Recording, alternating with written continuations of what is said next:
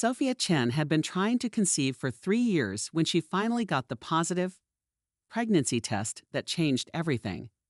The 31-year-old pharmaceutical researcher was overjoyed to share the news with her husband Michael and his mother Catherine, who had been pressuring them for grandchildren since their wedding day. Finally, Catherine exclaimed when they told her the news over dinner, "I've been waiting so long to be a grandmother. Don't worry, dear, I'll make sure you do everything right. This baby is too precious to take any chances." At first, Sophia appreciated Catherine's enthusiasm. The older woman offered to help with doctor appointments, brought over healthy meals, and seemed genuinely excited about becoming a grandmother. But as the weeks passed, Catherine's help began to feel more like control. "You shouldn't be working in that lab while you're pregnant," Catherine insisted during one of her daily visits. "All those chemicals can't be good for the baby.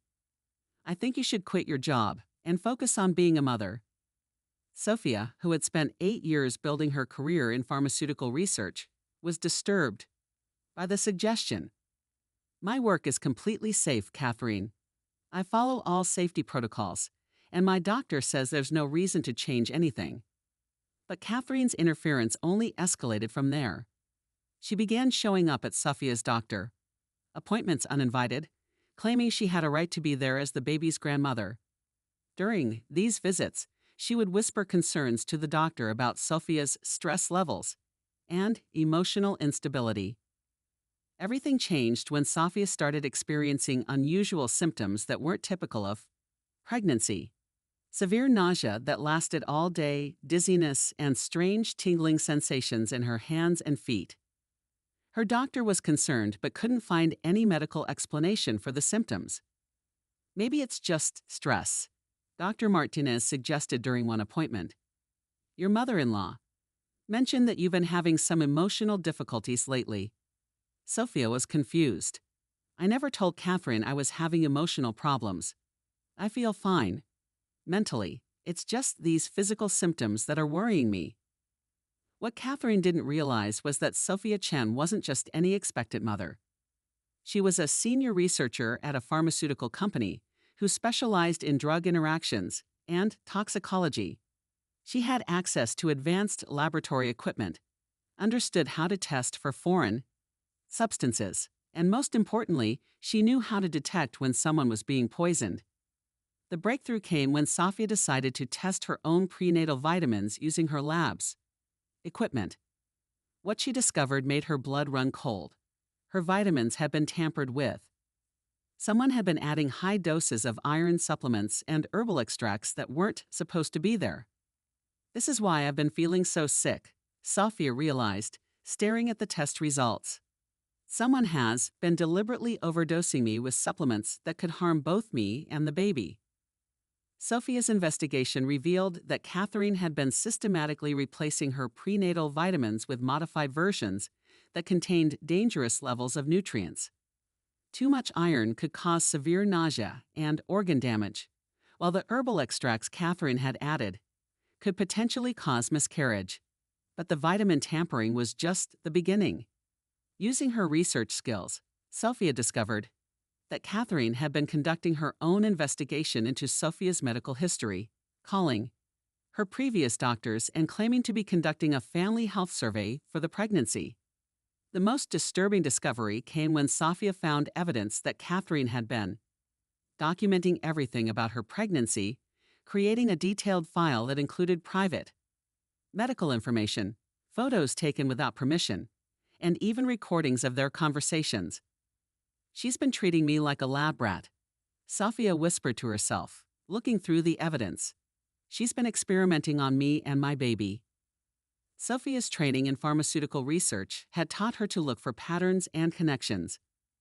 What she discovered was that Catherine had been following advice from dangerous online forums that promoted natural pregnancy interventions that could actually harm both mother and baby. The most shocking revelation came when Sophia accessed Catherine's social media accounts and found that she had been posting in private groups about how she was managing her daughter-in-law's pregnancy to ensure a healthy outcome. "I've been giving her extra supplements to make sure the baby gets everything it needs," Catherine had written, "These young mothers today don't understand proper nutrition. I have to take control to protect my grandchild." Catherine had been documenting her entire campaign of pregnancy sabotage, believing she was helping when she was actually putting both Sophia and the baby at serious risk. The forums she'd been following were filled with dangerous misinformation about pregnancy and childbirth. Sophia had seen enough. As a pharmaceutical researcher with years of experience documenting drug interactions and safety violations, she knew exactly how to build a case that would not only stop Catherine but protect other pregnant women from similar manipulation. The first phase of Sophia's response was securing her own health and safety. She immediately stopped taking any supplements that Catherine had provided and worked with her doctor to develop a medically supervised plan to reverse the effects of the overdosing. Sophia's next move was documenting everything Catherine had done. Using her research background, she created a comprehensive report that included lab results, medical records, and evidence of Catherine's online activities. But Sophia didn't stop with just protecting herself. Her investigation had revealed that Catherine had been giving similar advice to other pregnant women in her community, potentially putting multiple mothers and babies at risk. The revenge campaign began with Sophia presenting her evidence to Catherine's other victims. She discovered that Catherine had been running an informal pregnancy support group where she distributed her dangerous supplement combinations to other expectant mothers. Sophia's next target was Catherine's online communities. Using her scientific expertise, she created detailed posts debunking the dangerous misinformation Catherine had been spreading, potentially saving other women from similar harm. The most satisfying moment came when Sophia confronted Catherine with the evidence during what Catherine thought was a routine family dinner. She prepared a presentation worthy of her professional research, complete with lab results, medical documentation, and timeline analysis. "Did you really think you could poison me and my baby without consequences?" Sophia asked, opening her laptop to reveal months of evidence. "I'm a pharmaceutical researcher, Catherine. I make a living detecting exactly the kind of tampering you've been doing." Catherine's face went pale as Sophia presented screen after screen of evidence. The vitamin tampering, the medical interference, the online documentation. Everything Catherine had done was documented with the precision of a clinical trial. "You tried to control my pregnancy and put my baby at risk," Sophia continued. "But what you didn't realize is that I have the skills and equipment to detect when someone is trying to harm me." The final blow came when Sophia's investigation led to criminal charges against Catherine for reckless endangerment and medical interference. The evidence she gathered was so comprehensive that the police opened an investigation into the supplement tampering that led to felony charges. Catherine, who had been systematically endangering pregnant women under the guise of helping them, was convicted on multiple counts of reckless endangerment and practicing medicine without a license. She was sentenced to 3 years probation and ordered to stay away from pregnant women. The case became a landmark example of how dangerous online misinformation could lead to real-world harm. Sophia's documentation helped authorities shut down several dangerous pregnancy forums and led to new regulations about supplement safety. But Sophia's victory wasn't finished.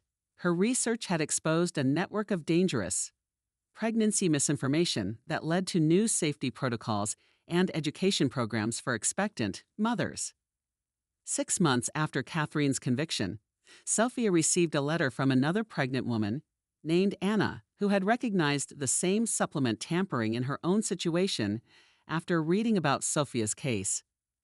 "Because of your courage in exposing Catherine's methods," Anna wrote, "I was able to identify the same dangerous patterns in my own pregnancy. I stopped my mother-in-law before she could harm me and my baby. You didn't just save yourself, you saved us too." Sophia realized that her pharmaceutical research skills had protected not just her own pregnancy, but had exposed a predator who had been targeting vulnerable pregnant women for years. Catherine's conviction had led to new awareness about pregnancy-related abuse and medical interference.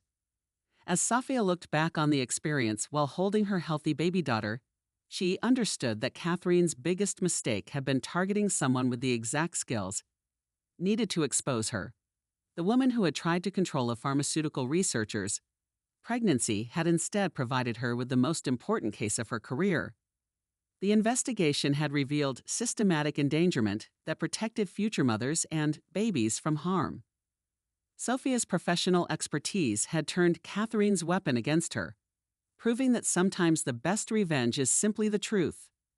Years later, when Safia spoke at medical conferences about pregnancy safety and family interference, she would always end with the same observation. She spent months planning to control my pregnancy and potentially harm my child, but she never bothered to research who I really was. That's the difference between a manipulator and a scientist. I test everything. Catherine had thought she was dealing with a naive pregnant woman who would be too overwhelmed to question her authority. Instead, she'd encountered a skilled researcher who had spent years learning how to detect fraud and protect people from dangerous substances. The mother-in-law's plan for control had become the foundation for her own downfall, proving that justice has a way of finding those who seek it.